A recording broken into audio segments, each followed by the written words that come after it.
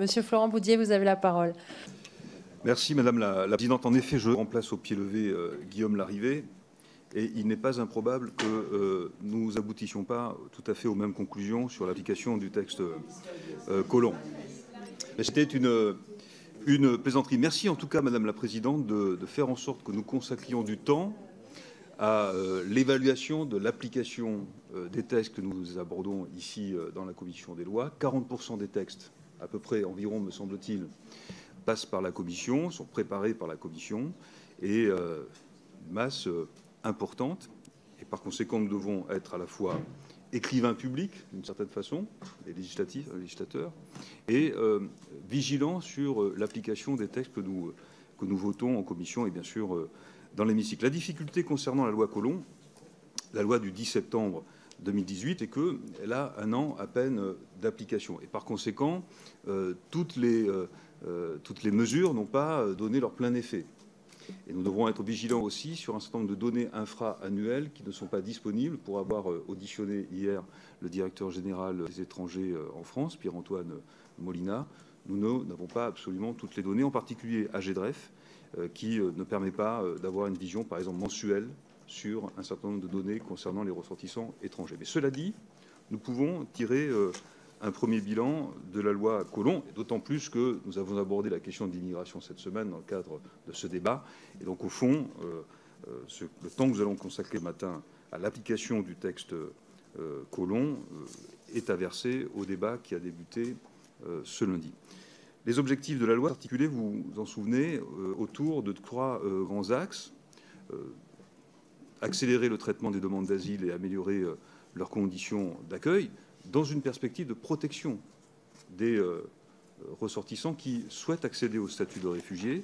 Renforcer l'efficacité, bien sûr, de la lutte contre l'immigration irrégulière. Nous avons quelques données actualisées sur ce sujet extrêmement important. Et puis mieux accompagner l'intégration et l'accueil des étrangers en situation régulière. Au total, sur la quarantaine de dispositifs que nous avons adoptés et qui nécessitaient l'élaboration d'un décret d'application, la plupart des décrets ont été adoptés. Au total, 10 décrets ont été signés, 5 en Conseil d'État.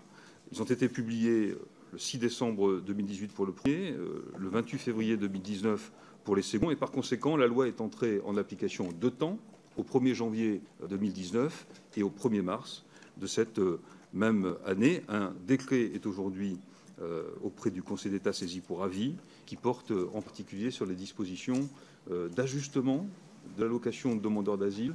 Une fois débouté par l'OFPRA, la presse s'en est fait l'écho ces dernières semaines, mais nous ne connaissons pas à cette heure l'avis du Conseil d'État. Sur la question de l'asile, je souhaite rapidement faire le point sur le sujet de l'accélération du traitement de la demande, qui est évidemment essentiel. Nous l'avions abordé à plusieurs reprises ici même.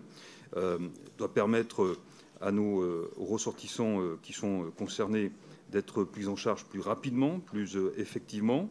L'objectif fixé par le plan gouvernemental qui avait été présenté dès l'été 2017, avant même que la loi ne soit débattue, visait un délai global de 6 mois de traitement de la demande d'asile, 60 jours pour l'examen de la demande par l'OFPRA, 120 au stade de la CNDA. Et pour y parvenir, plusieurs dispositions que je vais rappeler avaient été prises. D'abord, le déploiement des centres d'accueil et d'examen des situations, les KS, dont nous avions très longuement ici défendu la mise en place.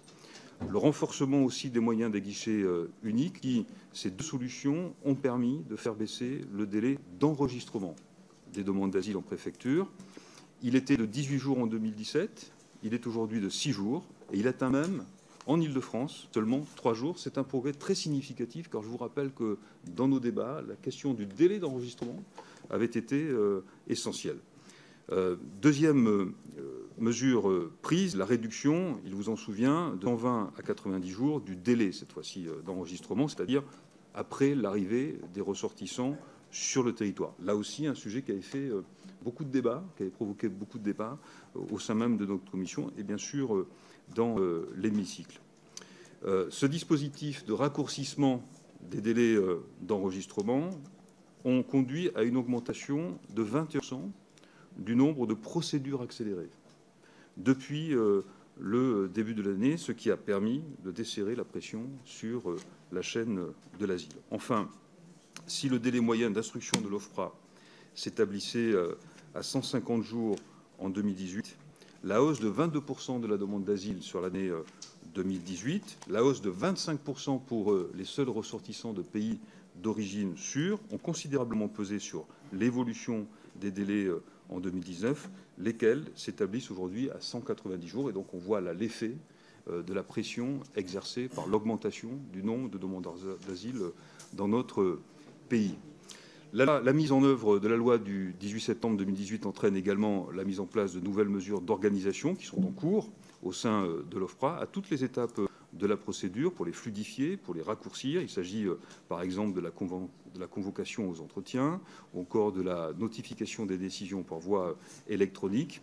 Pour s'affranchir des délais postaux, le logiciel est prêt, la dématérialisation est en cours, elle sera généralisée et effective sous peu. Et donc là, on a une entrée en application très correcte du texte voté en septembre 2018.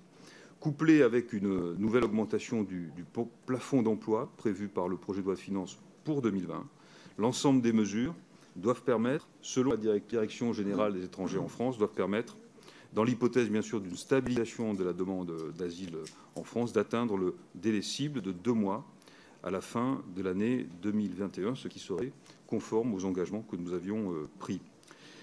La situation a été donc contenue à l'OFPRA.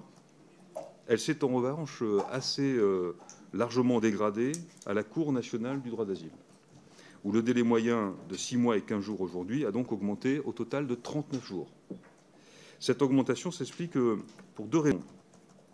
D'abord, la hausse de l'activité de l'OFPRA, bien sûr, qui impacte l'aval, c'est-à-dire la CNDA.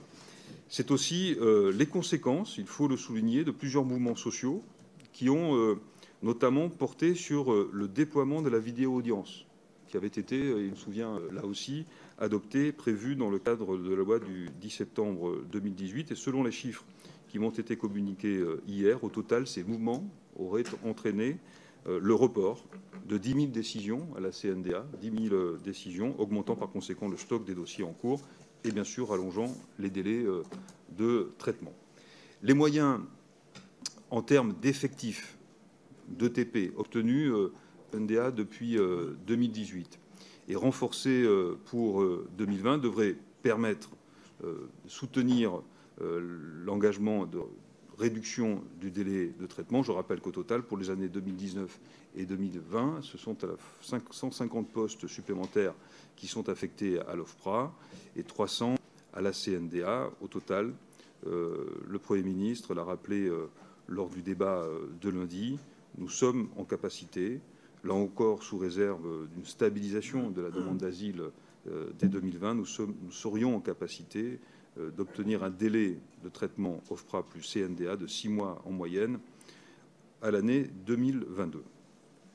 Je souhaite maintenant évidemment évoquer l'axe stratégique du renforcement de la lutte contre l'immigration irrégulière. Le premier constat, c'est qu'il y a un impact très significatif de la loi sur notre capacité à éloigner plus vite et de façon beaucoup plus importante qu'autrefois. Le nombre de retours forcés exécutés est en nette hausse en 2018, de l'ordre de 10%. Il sera au total supérieur de 21% par rapport à l'année 2016. Je rappelle que les éloignements forcés ne sont comptabilisés que depuis l'année 2010. Et nous allons atteindre en 2019 le plus haut niveau d'éloignement forcé depuis l'année 2010. Donc c'est un effort très significatif en termes d'éloignement. Nous retrouvons enfin une capacité à éloigner les ressortissants en situation irrégulière. Vous le savez, c'est un objectif absolument prioritaire. Comme l'a indiqué le Premier ministre lundi, le doublement de la durée maximale de rétention de 45 à 90 jours n'a pas entraîné de hausse significative de la durée moyenne de rétention. Très important de le souligner parce que dans le débat, la question s'était posée de la systématisation du recours à l'allongement de la durée de rétention. Et nous avions beaucoup évoqué la capacité ou pas de l'État d'utiliser ce rallongement de délai pour les situations qu'il exigeait, notamment pour obtenir les laissez-passer consulaires. La réalité de l'application au cours de l'année 2019, c'est que l'État a utilisé cette faculté nouvelle que nous lui avons offerte à travers le texte de loi de façon tout à fait ciblée. Au cours du premier semestre, 10% d'étrangers ont été retenus au-delà du seuil de 45 jours, 10%. 0,8% au-delà de 80 jours. Et dans 44% des cas, ce prolongement, et c'était l'objectif, a permis la réalisation de l'éloignement grâce à un taux d'obtention des laissez-passer consulaires qui atteint un niveau historique d'une moyenne de 65%. Et là, c'est l'arrière-plan des discussions diplomatiques qui est extrêmement important. Il en résulte un taux d'occupation des CRA, des centres de rétention administrative, en forte augmentation. Le gouvernement a d'ailleurs engagé sur la période 2018-2020 un plan d'augmentation de la capacité d'accueil des CRA de l'ordre de 35%, avec la création de 480 nouvelles places pour accentuer, là encore, notre capacité d'éloignement des étrangers en situation irrégulière. L'augmentation de la capacité de rétention se traduit en parallèle par le renforcement des dépenses de santé dans les CRA. C'est un aspect extrêmement important parce que là encore, nous avions souhaité être vigilants dans l'application de la loi Collomb sur l'accompagnement des ressortissants en situation irrégulière retenus, leur accompagnement pendant une durée de rétention qui pouvait donc être prolongée jusqu'à 90 jours. Au total, en 2020, les crédits de dépenses de santé pour les seuls CRA seront de 8,5 millions d'euros. C'est un engagement très significatif. Depuis le mois de septembre, des permanences de psychologues sont déployées petit à petit dans les CRA. Là aussi, c'est en résonance avec des débats que nous avions sur le défaut d'accompagnement psychologique des ressortissants faisant l'objet de rétention. Et je n'évoque pas, mais c'est pourtant un aspect important, les 5 millions d'euros qui ont également été consacrés au déploiement d'activités qui sont dites occupationnelles, c'est-à-dire permettre aux ressortissants d'avoir un certain nombre de loisirs, le contexte bien sûr qui est le leur, et donc forcément limité, mais un effort a été accompli de ce côté-là. Je voudrais dire un mot, même si ça n'est pas à proprement parler de l'ordre de l'application de la loi Collomb, c'est plutôt le défaut de mesures dans le texte Collomb auquel je vais faire référence à l'instant, sur la rétention des familles avec mineurs, qui est un sujet sur lequel nous avions beaucoup débattu, y compris avec nos collègues du groupe MoDem et bien sûr au-delà. Le point de situation sur 2018, c'est le placement de 197 enfants pour 2018, dans l'un donc des centres habilités en métropole à recevoir des familles avec mineurs. Le nombre d'enfants concernés était 153 en 2017, donc une baisse qui n'est pas négligeable et qui est importante, avec toutefois un rallongement du délai de rétention des familles avec mineurs, un doublement. Nous étions à quelques heures, autour de 16 heures en 2017. Nous sommes à 34 heures sur l'année 2018, avec un taux d'éloignement de l'ordre de 81%. Mais vous voyez que sur la cible famille avec mineurs, il y a un effet de rallongement de la rétention qui n'est pas considérable. 34 heures reste une situation soutenable, mais c'est une augmentation forte, doublement, et ce n'est qu'une moyenne. Et c'est l'occasion pour moi de dire que sur ce sujet précis, la volonté du groupe majoritaire est intacte. Il s'agit d'apporter des réponses très fortes, très, j'ose le mot, progressiste sur la question de la rétention des familles avec mineurs. Nous sommes en discussion avec l'exécutif. Il y a, pour tout vous dire, une proposition de loi qui est prête à être enclenchée et qui repose sur un dispositif qui me semble être à la fois sérieux et opérationnel. Sérieux parce qu'il y a des situations qui nécessitent une rétention, à la veille d'un éloignement, par exemple, par avion. Opérationnel parce qu'il ne faut pas négliger qu'il y a des services de l'État qui doivent disposer d'un certain nombre d'outils pour procéder à l'éloignement. La solution que nous proposerons le moment venu, je la délivre ici et beaucoup d'entre vous la connaissent parce que nous avons pu en discuter au cours des mois précédents, ce serait que la décision de placement des familles avec rétention, des familles avec mineurs, ne soit plus prise par l'autorité préfectorale, mais par un juge, et en particulier, bien sûr, le juge des libertés et de la détention. Ça ne serait pas l'abolition, parce qu'il faut, dans certaines situations, pouvoir nier, bien sûr, parce que nous avons aussi, comment dire, une structure, en particulier de demandeurs d'asile, qui repose en grande partie sur une immigration familiale. C'est notamment le cas des ressortissants géorgiens ou des ressortissants de nationalité albanaise. Donc il faut pouvoir maintenir des dispositions ciblées de rétention, mais nous souhaiterions que ce soit le juge des libertés et de la détention qui prenne cette décision, parce qu'elle est lourde de sens et parce qu'elle concerne, bien sûr, la question essentielle de l'intérêt supérieur de l'enfant. Dernier point, pour en mener, la question plus large de l'intégration et de l'accueil des étrangers en situation irrégulière, qui faisait partie, bien sûr, à la suite du rapport d'Aurélien Taché, de nos priorités, qui d'ailleurs n'est pas la fin de l'histoire, parce que le Premier ministre l'a dit dans l'hémicycle lundi, il y a sans doute un repositionnement pour la France à opérer en termes de stratégie d'intégration. Mais nous pouvons rappeler que la loi Collomb portait fortement la volonté, en particulier, d'attirer en France des ressortissants qui soient aussi en capacité d'apporter, d'une certaine façon, au rayonnement de nos vies, à son attractivité, son dynamisme économique, et donc un ciblage notamment envers les plus diplômés. C'est tout le débat du passeport talent qui a été étendu par la loi aux salariés d'entreprises innovantes, ainsi qu'à toute personne susceptible de participer au rayonnement de la France. Je reprends ici le terme employé par la loi. La loi a également étendu la carte de séjour pluriannuelle de 4 ans, le passeport talent, aux membres de la famille du titulaire de la carte, qui n'ont ainsi plus à passer par la procédure du regroupement familial. C'est là aussi une facilité d'attractivité assez forte. Les effets de la loi sont déjà là, puisque la délivrance de ces passeports est en hausse de 21% en 2018. Et on voit que si l'on essaye de rentrer dans une logique, et je n'aime pas beaucoup le terme, mais il existe, donc autant l'employer, d'immigration choisie, en tout cas ciblée, il est possible d'avoir, par des mesures législatives bien pensées, un impact immédiat. C'est le cas, en l'occurrence, du passeport talent.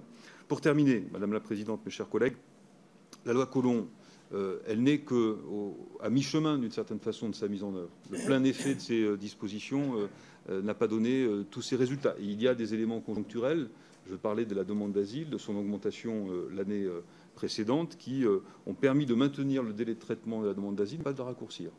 Donc il faut être prudent, bien sûr, sur les conséquences de la loi Collomb, et d'autant plus, et j'en terminerai par là, que si nous avons souhaité, à la suite, bien sûr, de la proposition, de la demande même du Président de la République de débattre de la question migratoire à nouveau, c'est parce que si la loi a posé des fondamentaux, si la loi a permis de poser les bases d'une stratégie sur la question migratoire, on voit bien que l'enjeu est beaucoup plus global et, au fond, ne relève pas de du seul giron du ministère de l'Intérieur.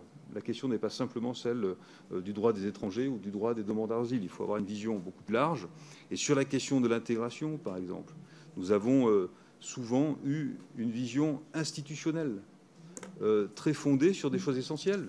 La formation linguistique, la formation aux institutions françaises, de la République française. Mais l'intégration, c'est bien plus. C'est la question de l'accès au travail, c'est la question éducative, c'est la question de la santé, c'est la question du logement, c'est la question de l'urbanisme. Et donc c'est aussi la politique de la ville. Et par conséquent, vous voyez bien que mon intervention n'est qu'un point d'étape très provisoire. Je vous remercie. Je vous remercie.